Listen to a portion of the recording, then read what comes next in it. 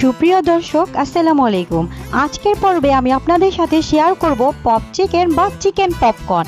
Bangladesh restaurant স্টাইলে pop chicken আপনারা কিভাবে ঘরে তৈরি করবেন এবং কিভাবে সংরক্ষণ করে রাখবেন সব ধরনের টিপস আজকে শেয়ার করব। চলুন তাহলে রেসিপি শুরু করা যাক। প্রথমে আমি একটি বাটিতে নিয়ে নিয়েছি 1 কাপ পরিমাণ মুরগির বুকের মাংস, দিয়ে দিচ্ছি হাফ চামচ লবণ, হাফ চামচ মরিচের গুঁড়ো, হাফ চামচ গরম মশলার গুঁড়ো, হাফ চামচ গোলমরিচের গুঁড়ো, 1 চা চামচ আদা রসুন বাটা, 1 চা চামচ সয়া সস, একটি ডিম,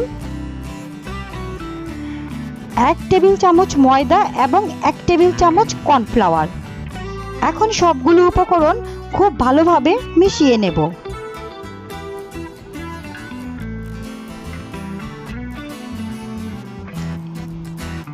একটু সময় ধরে সবগুলো উপকরণ খুব ভালোভাবে মুরগির মাংসের সাথে মিশিয়ে নিতে হবে। মেশানো হয়ে গেলে এখন একটি মুরগির মাংসের টুকরো উঠিয়ে এখন দিয়ে দেব ব্রেড গামের উপর। একটি কাঁটা চামচের সাহায্যে চেপে চেপে সুন্দর করে চিকেন পপকর্নটা কুট করে নেব। এখন কুট করা হয়ে গেছে। একইভাবে আমি সবগুলো চিকেন পপকর্ন কুট করে নিয়েছি। এখন এগুলোকে আপনারা বক্সে ভরে 1 মাস পর্যন্ত সংরক্ষণ করে রাখতে পারেন। যখন আপনারা বের করে আধা ঘন্টা আগে আপনারা বের করে তারপর তেলে ভেজে আপনারা পরিবেশন করতে পারেন। এখন আমি আর ফ্রিজে রাখবো না, সরাসরি তেলে ভেজে আপনাদেরকে দেখিয়ে দেব। তেল গরম করে আমি সবগুলো চিকেন পপকর্ন এখন তেলের মধ্যে দিয়ে দিয়েছি। 2 মিনিট পর আমি চিকেন পপকর্নগুলো উল্টে দিচ্ছি।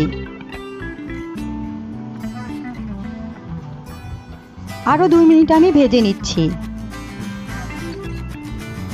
এখন আমি একটি ছাঁকনিতে সুন্দর করে সবগুলো চিকেন পপকর্ন উঠিয়ে নিচ্ছি।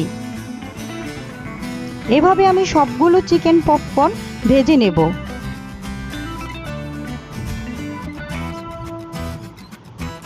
এখন আমি একটি ভেঙে শেয়ার করছি যে আজকে চিকেন পপকর্নটা কীরকম হয়েছে।